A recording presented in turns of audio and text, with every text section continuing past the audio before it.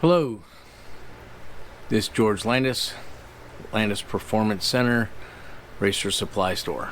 In this part 2 of Accel DFI, we're going to show how to do file transfers and file loads so that you can email your data back and forth with a tuner or with friends. Okay, so first thing we're going to do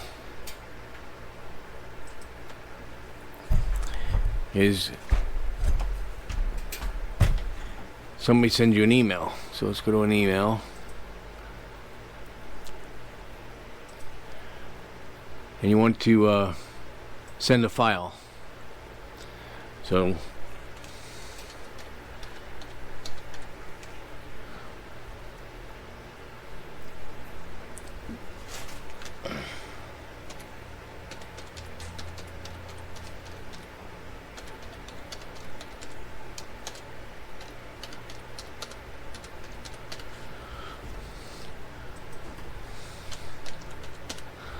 now what you do is go to attachment,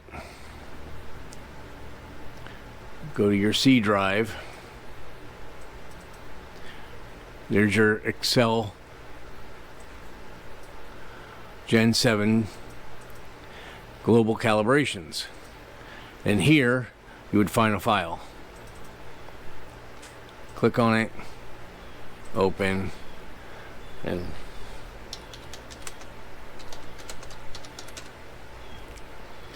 you send it. Now what you can do,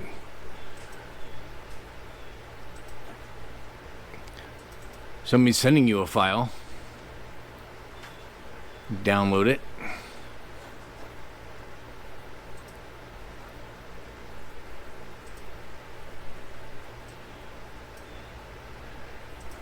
you want to open your C drive again.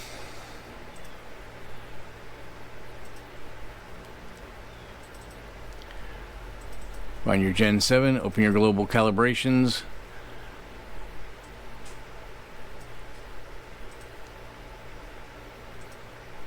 It's easy as taking that and putting it in there.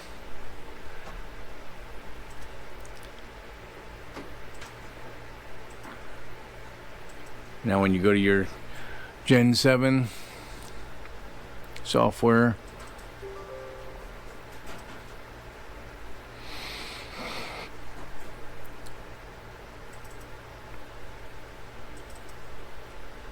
there's the file.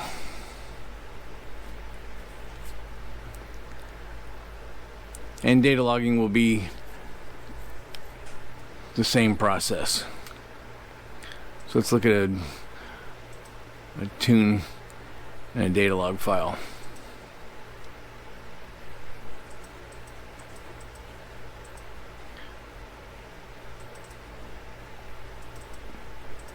You know what, let me go back a second.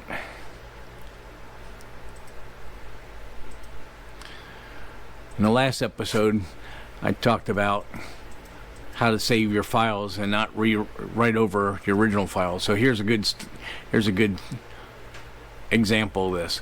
So here's a customer of mine that had a Ramjet 350, and as you can see, we had the information. It was a Blazer Ramjet 30-pound injectors, and it was tunes 1, 2, 3, and then final. Actually, there was the final on that one, and then we tweaked it again a year later, a couple months later, and that was the final then. So let's open that file. So we go to F2. Again, when you're doing data logs, this is very important. This system is scaled in kPa. So when we go to data log, we can see that when we did the data log on this one, it was done correctly with mapping kPa. And here's the other thing that I like is actual UAGO, which is wideband, and target AFR on the same thing. You can see here where there was the target number and there's the actual. So you can make easy corrections. So if you go to back to F2, you can go to overlay,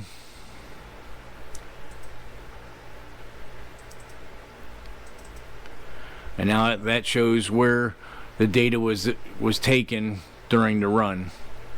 And again, you can use the page up, page down. Here is the actual numbers in the data log at that point, which is right there. And then we can scroll, and you can see it advancing. Our time, our data points, and our total points. It's telling you where you're at in the map. Now, one thing I should say here, if you look at the cursor, you'll see little red lines moving around on there. What that means is that is showing the influence of the cells alongside of it. It doesn't read one cell, it reads a group of cells, and it's telling you how much influence each one has on it.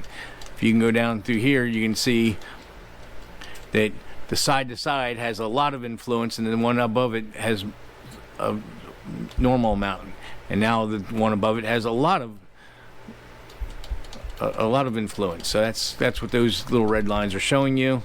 And for tuning, you can see here that on this cell, which actually had influence from this one and in this one, actual UAGO was 12.75, target was 12.82. So if you wanted to do a tune, an adjustment on your tune,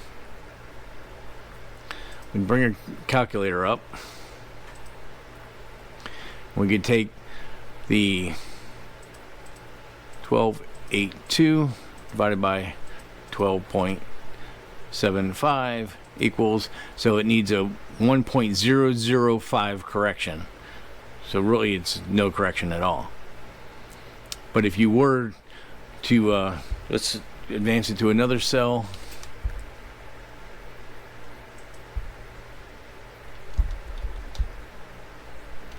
Get one that needs a little more adjustment.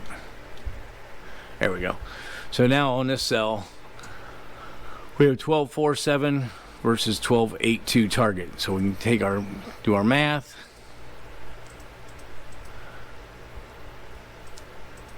Divided by the actual. That says it needs a 1.028 correction. So with that information, we highlight it, and down here you can see we want to X multiply, and then we go 1.02, and then hit enter, and that would change that cell by 2%. Now what I typically will do is I will run through the map and watch and kind of get an average of what the cells are, and make an adjustment first to the whole bank rather than doing each cell individually. Once I'm fine-tuning, then I'll go each cell individually. Okay, so that's how you do your tune. And then of course then you want to go here, you want to save it and put a new name, because you've made a correction. You don't want to overwrite your file before. That way you can keep a stack. Once you're done, you can erase the other ones if you wanted to, but this way, if you make the adjustment and you went the wrong way or you hit the wrong key by accident, you can go back to the file before and go over again. One good thing always to do is look at your map in 3D. Look for spikes or holes. Sometimes while you're making a lot of adjustments, it's easy to hit a key wrong and not see it on the screen when you're looking at all the numbers. So using this 3D kind of gives you a quick telltale whether you're doing good or not. So again, with data logging, look at your map,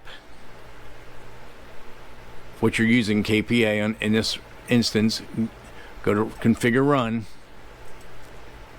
and this cell 2 needs to be corrected to match what you're running. And then, like I said, that I also like to see, instead of a O2 feedback coefficient, I like to read target AFR, because that's easier to do my math. And you can use the coefficient number to do the math also. I just find it's easier. I want to see in AFRs. That's the way I like to work it. Anyway, so that is it. Make sure when you have your O2s that you have you have it set up as UEGO enabled, and your wideband sensor. Now, when we're doing fuel map tuning, I will typically disable closed loop fueling because I don't want the computer influencing the adjustments. I want the adjustments to be raw as an open loop, and that way I can fine tune it. Once the target and the actual AFRs are reading the same thing, then you can go enable, and then it'll do fine tuning for you as you're driving. Another thing is, since the DFI Type 2 and Type 1 widebands are no longer available, you can use a generic 0 to 5 and use any of the number of air fuel meters that are out, wideband sensors that are out there. A good one I use is the LC2 from Innovate. Alright, so save your files, and that's